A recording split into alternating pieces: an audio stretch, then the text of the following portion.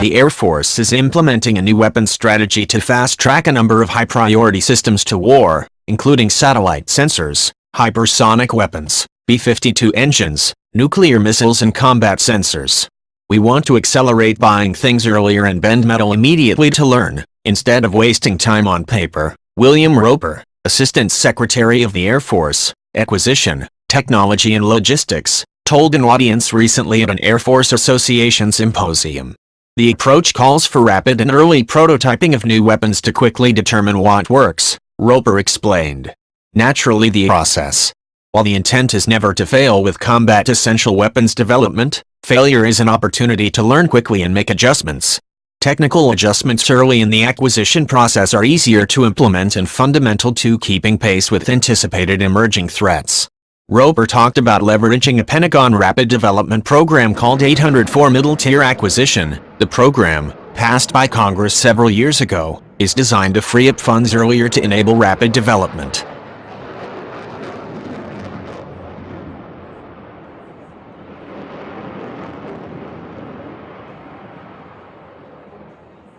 There is no mystery about why the service is emphasizing this approach with such vigor. Technological errors are being made by potential adversaries at an alarming rate, according to Pentagon observers.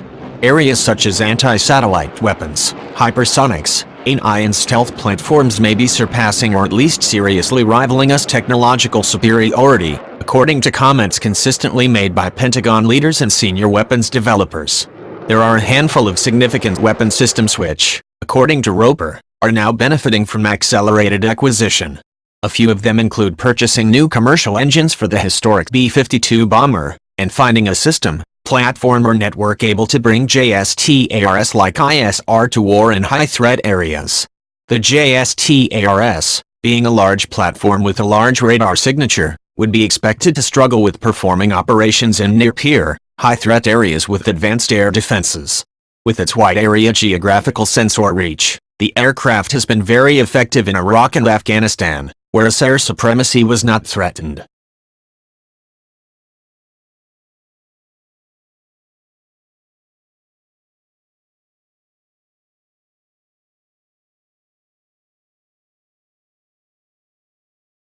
New space infrared sensors, able to identify enemy missile launches from space, will arrive more than 3 years ahead of schedule, he said. We are building a completely new sensor, Roper explained at AFA. Given recent Chinese hypersonic weapons tests, not lost on anyone at the Pentagon, it is no surprise that the Air Force cites rapid progress with its massively sped-up hypersonic weapons program. The effort, now well underway, is moving closer to the stated Air Force goal of having deployable hypersonic weapons within several years. We can't lethargically apply Cold War acquisition to every program, Roper said. Innovations such as digital engineering are fast improving the weapons development landscape by enabling computer modeling of weapon systems. This can bring the possibility of circumventing years of design experimentation and early construction, zeroing in on what the best options might be.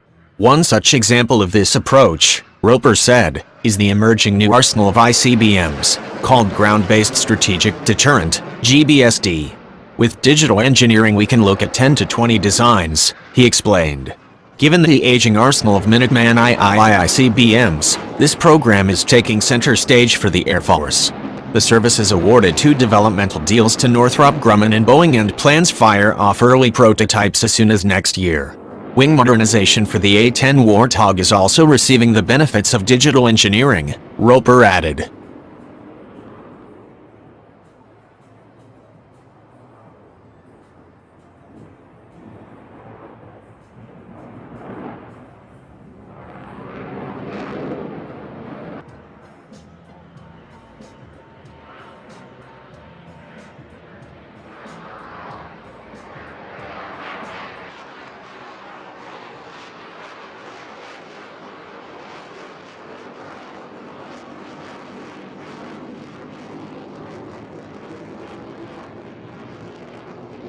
Last June, Roper sent a letter across the Air Force detailing this rapid acquisition and prototyping process, citing initial success. Thus far, we have 8 rapid acquisition activities approved or in process, with approximately 25 years of potential schedule acceleration, the letter states.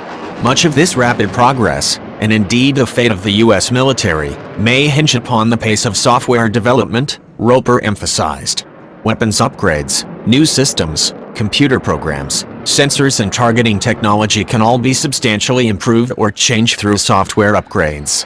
Roper has at times gone so far as to say software itself may be the determining factor when it comes to who wins future wars. We need to think about how we develop software differently. We have historically had a tough time working with commercial startups. Our contracting processes for working with small innovative companies is too slow, Roper said.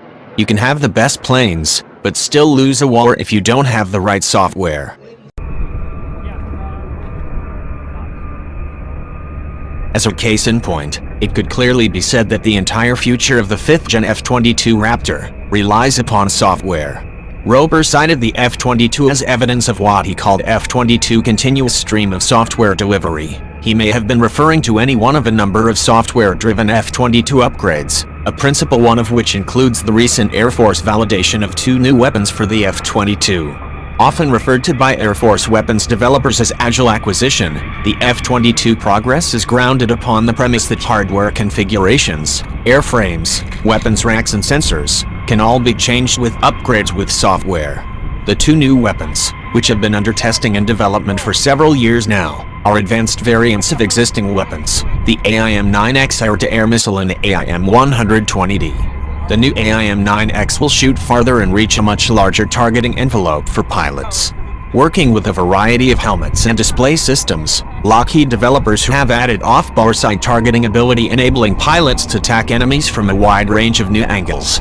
Raytheon AIM-9X weapons developers have told Warrior that the Block 2 variant adds a redesigned fuse and a digital ignition safety device that enhances ground handling and in-flight safety.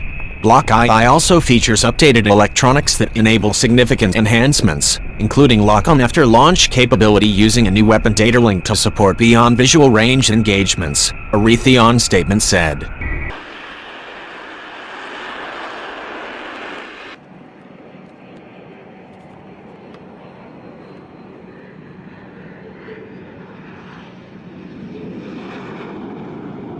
Another part of the weapons upgrade includes engineering the F-22 to fire the AIM-120D, a beyond visual range advanced medium-range air-to-air missile, AMRAAM, designed for all-weather day and night attacks. It is a fire-and-forget missile with active transmit radar guidance, Raytheon data states.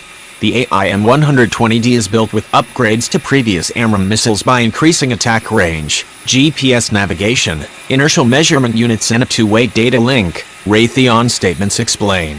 As the Air Force and Lockheed Martin move forward with weapons envelope expansions and enhancements for the F-22, there is of course a commensurate need to upgrade software for its onboard sensors to adjust to emerging future threats, industry developers explained. Ultimately, this effort will lead the Air Force to draft up requirements for new F-22 sensors. These kinds of modernization efforts, adjustments or innovations made possible by software, point to the importance of better connecting the service's science and technology initiatives with existing weapons programs of record, Roper emphasized. We can't predict the enemy in 2030 and build the Air Force to defeat them, Roper said.